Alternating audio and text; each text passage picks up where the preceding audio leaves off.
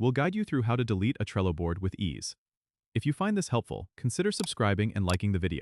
First, open your browser and go to Trello.com.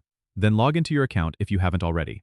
Navigate to the board you want to delete by selecting it from the list of boards on your Trello homepage. Once you're on the board's page, look for the Show menu option, which is usually located on the right side of the screen. Click on it to expand the menu. Then click on More to access additional options. In this expanded menu, you'll find the Close Board option. Click on Close Board, and a prompt will appear asking you to confirm your decision. Go ahead and confirm by clicking Close in the pop-up window.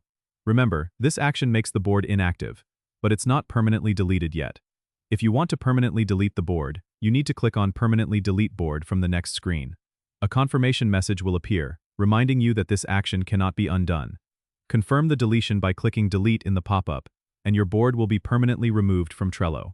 Keep in mind that once deleted, the board and its contents cannot be recovered, so make sure you've backed up any important information beforehand. Don't forget to subscribe and comment if this helped you out.